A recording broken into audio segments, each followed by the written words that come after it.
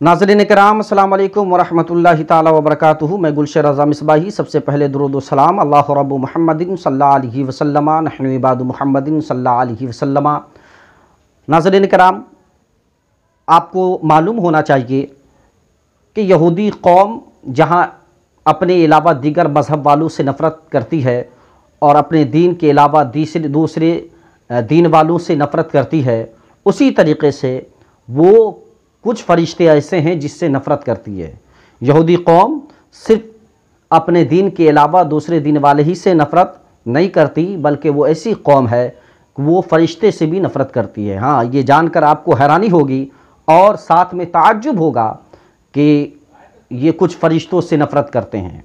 वो कौन से फ़रिश्ते हैं, मैं आगे आपको बताऊंगा। सबसे पहले आप ये जान लीजिए कि यहूदी कौम एक मलऊन कौम है, लानती कौम है, और ऐसी कौम है जो जालसाज कौम है, फरेबकार कौम है, और ऐसी कौम है जिसने बेशुमार नबियों को शहीद किया है। जी हाँ, 4000 से ज़्यादा नबियों को शहीद करने वाली ये यहूदी कौम है। आप इस कौम से क्या तवक्को रख सकते हैं जो कौम 4000 से ज़्यादा नबियों को शहीद करे?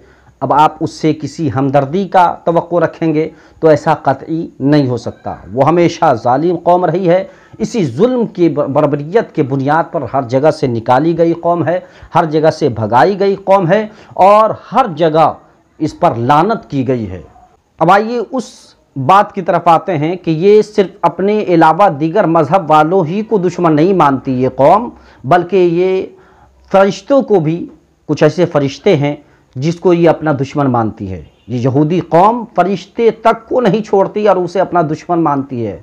अगर आप कुरान अज़ीम बुरहान रशीद का मुताला करेंगे तो सूरह बकरा आयत नंबर 97-98 अगर आप उठाकर देखेंगे तो अल्लाह रब्बुल इज़्ज़त ने कुरान अज़ीम बुरहान रशीद में इरशाद फरमाया, कुल मन काना अदुव्वन लिजिब्रील फ़इन्नहु नज़्ज़लहु अला क़ल्बिका बिइज़्निल्लाहि मुसद्दिक़न लिमा बैना यदैहि व हुदन व बुशरा लिलमुमिनीन। और अगर आप 98 आयत करीमा पढ़ेंगे, 97 और 98 दोनों को अगर आप देखेंगे तो बात वाज़ेह हो जाएगी कि ये हज़रत जिब्रील अमी को भी अपना दुश्मन मानती है। ये ऐसी कौम है जो सिर्फ इंसान ही को नहीं अपना दुश्मन मानती, बल्कि ये हज़रत जिब्रील अमी को भी अपना दुश्मन मानती है। यही वजह है अक्सर मुफस्सिरीन किराम ने शान नुज़ूल में जो वाक़या लिखा है, शान नुज़ूल के तहत लिखते हुए इरशाद फरमाते हैं मुफस्सिरीन किराम के हुज़ूर अलैहिस्सलाम की बारगाह में जनाबे अब्दुल्ला बिन सूरिया जो सबसे बड़ा यहूद का आलिम है, वो आया और उसने पूछा कि हुज़ूर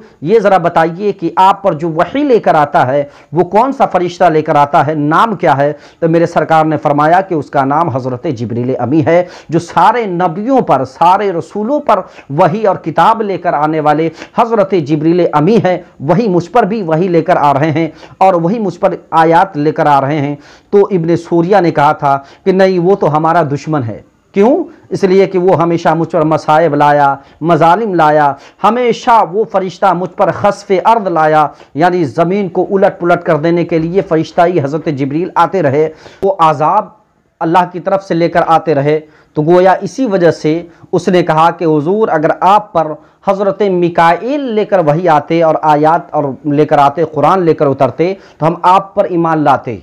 अब बात समझने की ये है कि हज़रत जिब्रील अमी अपनी तरफ से तो कुछ नहीं करते, जो भी करते हैं रब की मर्ज़ी ही से करते हैं।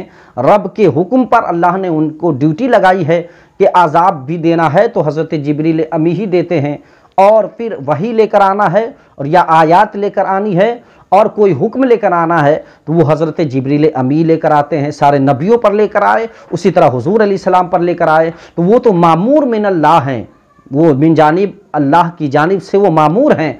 वो अपनी तरफ से कोई अजाब नहीं लाते या अपनी तरफ से कोई खुशखबरी नहीं लाते, बल्कि जो अल्लाह का हुक्म होता है वो अल्लाह के हुक्म पर अमल करते हुए हज़रत जिब्रील अमी या दीगर फ़रिश्ते वो काम करते हैं।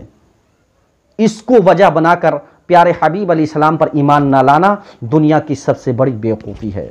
अल्लाह रब्बुल इज़्ज़त की बारगाह में दुआ है कि अल्लाह रब्बुल इज़्ज़त हम सबको दीन इस्लाम पर ज़िंदा रखे और दीन इस्लाम पर ही मौत अता फ़रमाए।